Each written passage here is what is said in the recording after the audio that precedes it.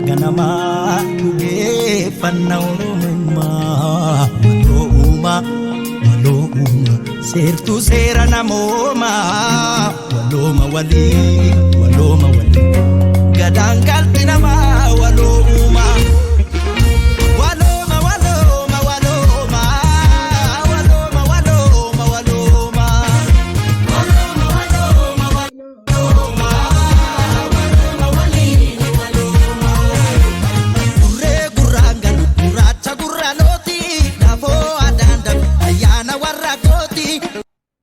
Iddoo kanatti maal akka jedhu namaan galu. Gurree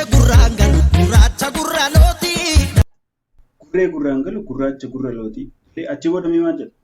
Inti jala nu kaa'u. Umoo marii murtu qormaata maramooti. Gadaa waloon galtu dhugaa wala babaati. Gurree gurraan galu gurraacha gurra looti.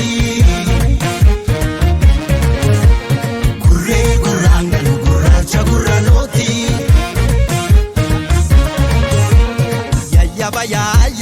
Ya ilmana ya ila fila evento como ya ilmana ya ila fila evento como ya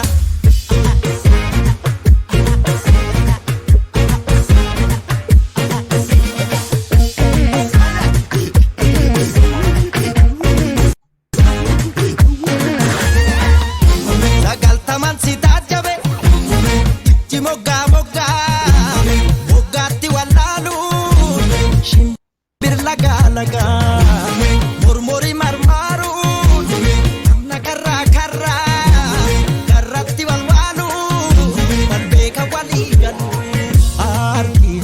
harka ide wal sakalu arabni dugadi wan kara daldalu era umadapse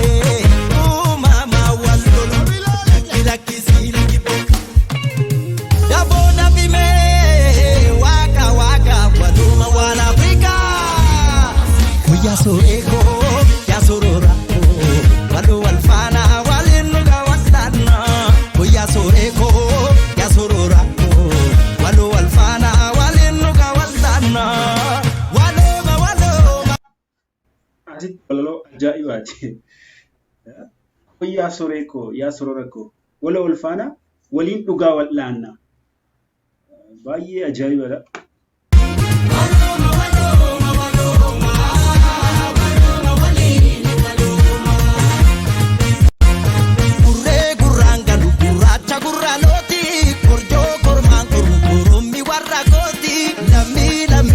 Lamachinu bayati boku gadanga tu adunya maramoti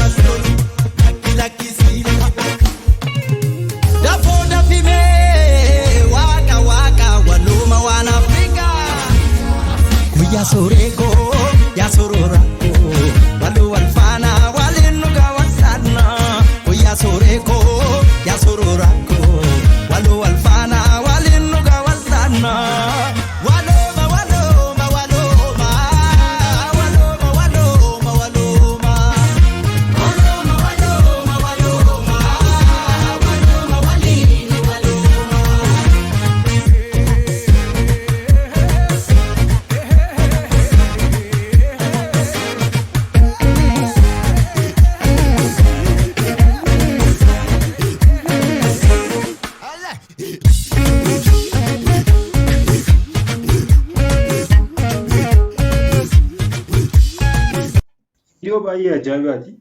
Virgin Entertainment kan dhiyeesse Andu'aalam Gosa mucaa jabaataa ta'eera mucichi. Sirbichi kaleessa naannoo sa'aatii akkas 12tti gadhiifame. Ani immoo yeroon amma isiniif rikaard gochaa jiru kanatti viyuu hammanaa qaba jechuudha. 200,000 49,709 249 ol jechuudha. Laayikii 30,000 ol qaba. Asii tokkotti dabaleenus achi keessa taanaa jechuudha. Virgin Entertainment guddaa galatoomaa. Asirratti komentii baay'een taa'ee jira. Hamma gadhiifametti namoonni hedduun daawwatanii jiru. Sirba addaa ta'uun irraa namatti mul'ata. Waliigalatti garuu akka ofii kootii irraa hubadhetti yaanni sirba kanaa namni miidhame tokko yookaan qaamni miidhame tokko waliin tahee bu'aa waan silaa miidhameef sana akka barbaadatudha kan asirraa mul'atu. Meega walalollee asirratti keenya jira waan ta'eef yoo gorroo jiraate komentii irra nuukaa. Baadiyyaa tuubi immoo warri haaraa taatan subscribe godhaa. Warri kana dura subscribe gootan immoo like fi share gochuu hin dagatinaa. Kan biraatti walitti deebina.